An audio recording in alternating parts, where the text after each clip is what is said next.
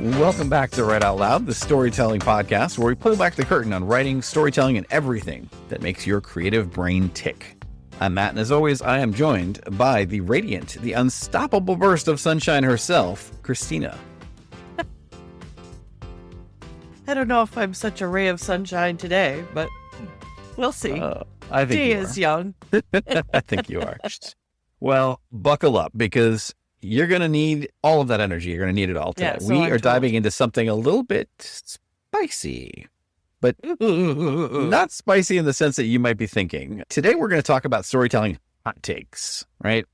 So Yes. This is the bold opinions, the controversial craft advice that's out there, that things that writers whisper but don't say out loud sometimes because they don't want an angry onslaught of emails from their readers or other authors or what have you. But we're going to talk about them today, and we're just going to do it rapid fire style. So I'm going to shoot it out. I'm going to have you respond, and then I'll tell you if you're right or wrong. No. I'm going to tell them if they're right or wrong. Oh, got it. Sorry, I missed that. I have vastly different opinions just from the sheer number of years I've been working in the publishing industry. Honest to God, a lot of the hot takes that I'm going to, quote unquote, I'm going to say something that's going to tick people off or whatever. Because I think a lot of people think outside of the industry, think if you're a brand new author, think you have to listen to all the different, like this person is successful, so they know everything. Yep. You know, and that's just not the case. I mean, creativity is different for everybody. So it'll be interesting to see what these hot takes are and how I can dismantle them. Oh, yeah. 100%. Okay. First one. Are you ready for this? I am ready. Prologues are or are not overrated? Oh, God, this is going to get so interesting because the real answer is it depends. There are some people who do a great prologue.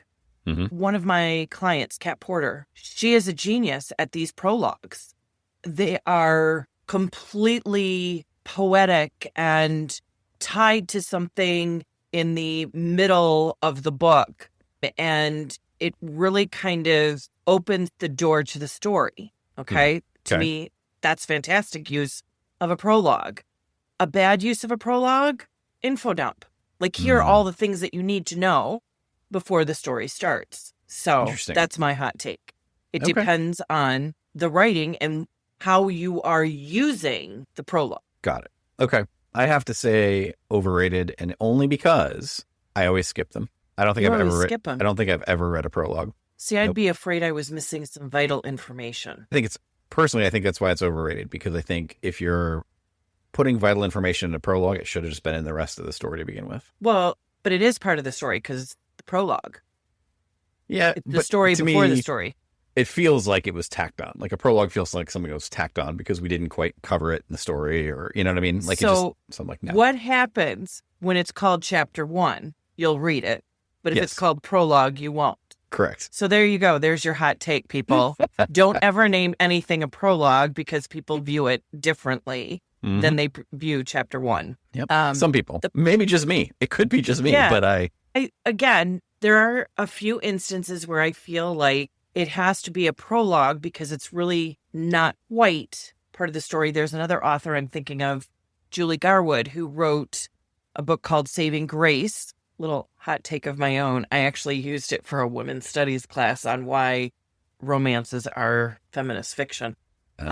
Because the opening is actually, so it's a historical, don't ask me the years, I could not for the life of me tell you, but it's Mm-hmm. in history, Scottish history, and specifically with the Catholic Church.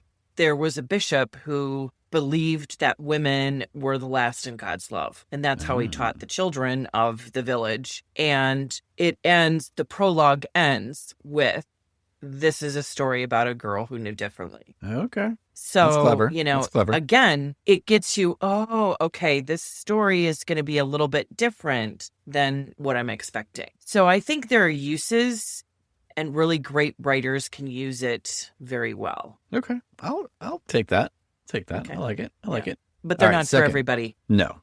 If you don't know how to work it, don't use it. Second one, adverbs are allowed. Oh, God, this whole thing is going to be, it can work and it can't work. I mean, here's the thing. Any quote unquote rules can be broken if done in the right way. Mm-hmm. I don't think there's any rule out there that I would say absolutely do not do it unless it's like no info dump. Again, it all depends on the writer.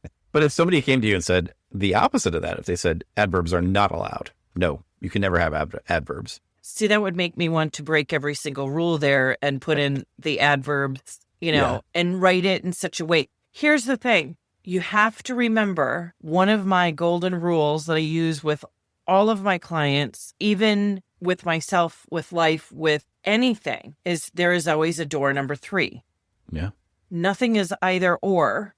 There's either or, neither, both. I mean, there are so many ways to do things, but the thing is, you have to be a writer and find your way through it. So if you're sitting there going, I am going to break this adverb rule, I believe that you can do it. I believe that you can do it, and you can do it well.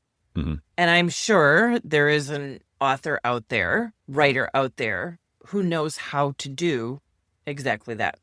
Yeah. I think if you're using an adverb in every single sentence, then it's probably you're not using it well. Like, it's probably overkill at that point, right? So use it when it makes the impact to the story, when it helps the story in some way. Oh, absolutely. 100%. Absolutely in agreement with you on there.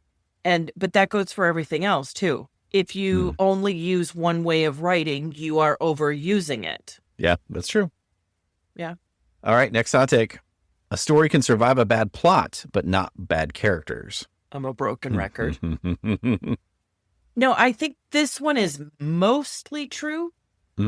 Again, it's one of those things that I don't believe in absolutes. So there is probably a person out there who says, I can write completely bad characters, but if it's a super unique plot, people might overlook it. Sure. There's actually, it's interesting that, this pops into mind. I have not watched it, but there's a new show on Apple TV called Pluribus. And it is by the creator or creators of Breaking Bad. And there is a little bit of debate going on because the main character is not likable. So I have not seen it, so I cannot say this with proof. But people are loving the show. And the argument is, most people are saying, is that she's supposed to be unlikable. She is who she is, and it goes along with the plot. And again, I haven't seen it, so I'm not going to speak much more to it. So I do think you can have a really interesting plot and an unlikable character, and people will still be interested in it. Now, I also believe with absolute certainty that you can have these great, great characters, and I could care less what you did with them. They could be reading the cereal box. And if they're done in their character that I absolutely adore, I'm going to love them reading the cereal box because it's either going to be poignant or funny or heartfelt or whatever the case may be. So am I leaning more towards one or the other? Absolutely. I think as long as you have great character and character development, won the day. Yeah. I think if you have a great plot and not great characters, you are going to struggle. Not saying that you can't be a success, but you are going to struggle to find and keep your audience because we don't connect to plot. We connect to characters. Yeah. Yeah. I do think it's a bit of a balance, as you said, kind of like you do kind of they have to have something. So it can't just be a flatline plot and then great characters. But I think if you have more engaging characters, you are more likely to overlook a plot issue. Yeah, except for the fact that there are a lot of authors out there who write little vignettes with their characters, and it doesn't matter what they're doing. It's true. J.R. Ward has these, oh God, what does she even call them? Like insights, something like that. And one of them was like movie night with the characters. And so like they were all gathered around watching whatever movie. And I mean, it was so cute. And I could have 100 of those because I love the characters that she writes. Yeah. So, that's fair. But that is after how many books she's had, developing those characters. So. Yeah, true. That's true. Again, I'm going to sound like a broken record.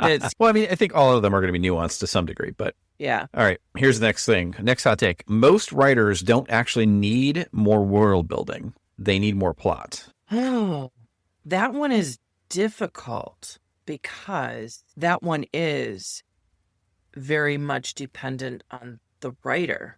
Mm-hmm. Read it once again. Yep. Most writers don't need more world building. They need more plot. Again, I want to lean towards mostly true. Mm-hmm. Like Princess Bride, he's only mostly dead. Mm-hmm. Mostly true because I do think a bad habit sci-fi fantasy writers can get into is focusing on the world building only and losing the plot. And I think that, like I said, I think that one is going to be mostly true with exceptions. Okay. Because I think world building is very important, but it's not the whole thing. So I think that one's more like I'd have to see it on an individual basis for it to really make me give an answer. Yeah, I think for me at least, I think more plot is definitely going to go further. I think some people can over-engineer their world, so they build too much of it. Like I think of, in some cases, even Tolkien, to some degree, had a little bit too much world building versus just moving things along. George R.R. Martin, he particularly has way too much world building. Yeah, but he also has really good plot. Correct. The plot balanced it out and made it way better, which is fine. So I'm not dogging on their works in general, but I'm just saying like they definitely went too far, right? This is just my personal opinion. I think you give enough of the world to help the reader with their like envisioning of it, but you leave enough open for them to also sort of envision what they think it looks like. Right. And they can kind of add their own details to it and add their own kind of nuance. And I think I don't know, I think it gets better that way because sometimes you describe a character or a place, if we're talking world building in this case, and you might describe it in a way that they didn't even envision that. So then they're kind of looking at it going, oh, that's not what I thought that was like. That's weird. Or it could take them out of it. Yeah. So, all right. So next one, too many writers hide behind show, don't tell because they're scared of clarity. Okay. So I don't really understand what that one means. How do they hide behind show, not tell? The way I take it is sometimes you have authors who are so scared that they're going to tell and not show that they wind their way around getting to the point because they feel like they have to do it through a show versus tell, right? Where sometimes if the situation is not that impactful, like it sometimes is okay to just tell us about it. Like tell us what it is. Yeah. Just to move things along. So this one is a little more complicated for me to answer because I don't know that I've ever come across anyone who does too much show. Mm-hmm. Because I think show is a hard idea for people to understand and continue to do. So even clients that I've worked with that know how to do show sometimes will do tell, and then you kind of have to circle back around and go back to show. Mm-hmm. So I don't really feel like anyone is hiding behind show. I think if they're striving to do more show, and leaving tell behind. Like, so if we're talking in general terms, so this is not, correct across the board in absolute, that if you strive to do show, you probably will find your balance between show versus tell. I don't think you can ever get into it's all too much show. Yeah. Like, I can't think of one example as like, oh my God, that was too much show. And I think that as long as you are aware of trying to do show, I think you're in the clear. The people that I worry about with that statement is actually the people who aren't aware of how to do show. Yeah. And the info dump and the character talking to themselves in their head all the time, and again, we've talked about this on the podcast before. I am a big proponent of third person, deep point of view, because it works like first person, because the point of view is one person, but it's in the third person. So there's less apt to actually get inside the head and do a lot of tell. Okay. There still is in deep point of view, but it's much less. You are seeing more of the action than you're hearing the thoughts. In first person, you do tend to do bits of info dump because you're in the head all the time. So you can fall into that. So again, my hot take on this, think you should reverse that, and that someone who over tells needs to do some more show. I again, hey, anybody can find us that one book that does overshowing, and it's not good because they overshow. Sure. Bring it on. Yep. I think it's 1 in 100 kind of thing, or 1 in 1,000 kind of thing, where it's like you're not going to find it that often, probably. I agree with you. I don't even think that one. 1 in 10 million. 1 in 10 million. Okay. That's fair. That's fair. The villain is just the protagonist with better boundaries. Ooh, that's interesting. It is. So like antagonists who actually believe they're that right. They're a good person and they're right, and they are. But I think that all villains are that. I don't think there is a villain that goes out there and says, I'm the villain. I'm the evil person in this world. And because even if you think about books like Silence of the Lambs, like Hannibal Lecter did not believe he was a bad person. He was he was actually killing people that were rude, disrespectful, like bad people. And he was literally just a literary device to tell her story and how she developed as a profiler. So, I mean, he had his uses. So, he was absolutely the protagonist of that story and not necessarily the villain. I don't believe every story has a villain. Almost every story has to have some sort of protagonist, whether that protagonist is an actual person or the protagonist is a journey that the person must, or a challenge, I guess, the character must go through. Yeah. So I think like Darth Vader, I think he legit thought he was doing the right thing for the right reasons, and really that he was trying to bring his son over to that side. He's like, no, join us. Like, you can. Well, so this is interesting. Actually think George Lucas, I would love to sit down and chat with him about the creation of Star Wars, because I think making Star Wars, episode 4 is technically what it is, but Star Wars number 1, 1977 Star Wars, I'm not actually sure he knew it was going to be more than one. So did he really have everything plotted out in the next 2 films? I'm not sure that he did. Yeah. Because the whole Luke and Leia are twins thing, and Luke, I am your father. Yep. So I think in the first one, he truly was the villain of the whole thing. And in fact, at that time, we didn't even really know much about the Emperor. Sure. So, and again, I think that comes down to, if you see the whole arc, yes, he was absolutely a protagonist. If you're looking at just the first 1977 movie, he was more of a villain than a protagonist because you really didn't know anything about him other than he wanted power and he wanted to rule everything. He was big, bad, scary. Rule everything, kill the rebellion. Yep. Okay, here's a good one for you as a hot take. Romance doesn't need conflict. It needs tension.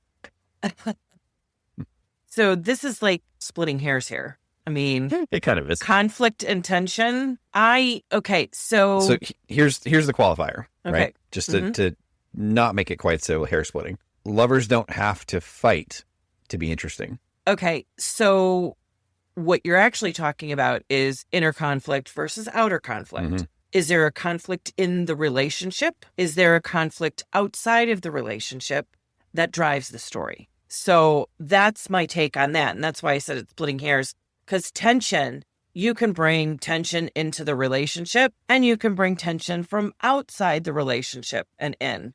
So we've had Kristen Ashley on the podcast. Everybody here knows I'm a big fan of hers. And she does a unique job, in my view, of that tension in the beginning within the relationship. But at some point, that goes away and it's the outer conflict, outer tension that brings the conflict of the story, the plot of the story, the tension and all of that. And they become a team. And to me, that's more fulfilling than like they are enemies through the whole book. And then finally they go, okay, let's be more than that. Enemies to lovers, that plot device. I don't care for it. That's again, because it's old and tired. Well, and not even old and tired. I got to go back to Kristen Ashley because she does it the best, where I actually see this couple being successful after the book closes. I believe that they're going to be together for the rest of their lives because they not only had whatever tension between them in the beginning, but they also had this partnership, this teamwork, this us against the world sort of view. And seeing that is actually, to me, what makes me close the book and say, yep, they're together forever. I don't need to see any more. Whereas with other stories, like, again, enemies to lovers, and like, if you don't make me understand why they're together, understand why they will not break, they won't divorce 5 books down the line or break up or whatever if they've not married, then is it a romance? Yeah, that's fair. How about this one? Flashbacks aren't the problem. Overuse and bad timing are. Oh, I would agree with that statement. Again, nuanced, and there's always someone who's going to challenge the norm, who's going to do a great job of it because that's a writer's job. But generally, as a statement, I would agree with that. Okay, I like that. That was the shortest one of our hot takes here, which is good. Yeah, it's funny. And then our last I could try to find something wrong with it if you want me to.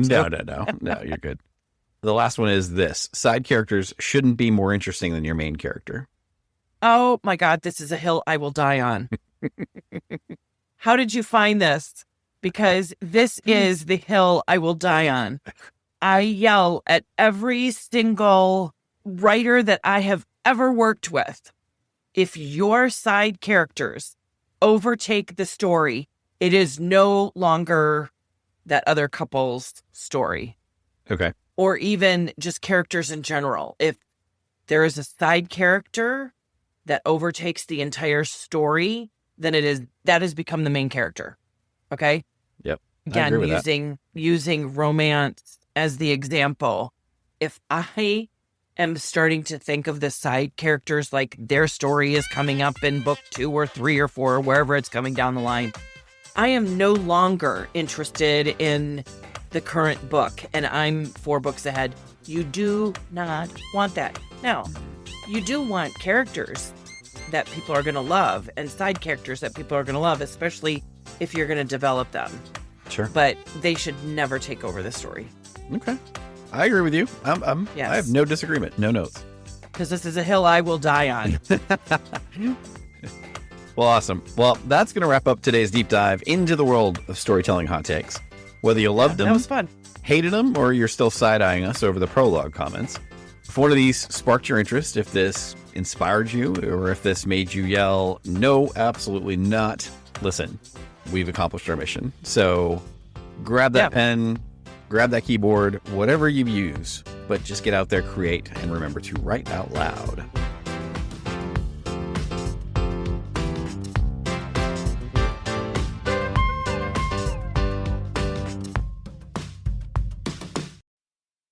Hey, thanks so much for listening to the podcast.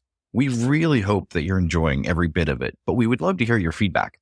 Drop us an email either to matt@writeoutloudpod.com or Christina@bookmatchmaker.com.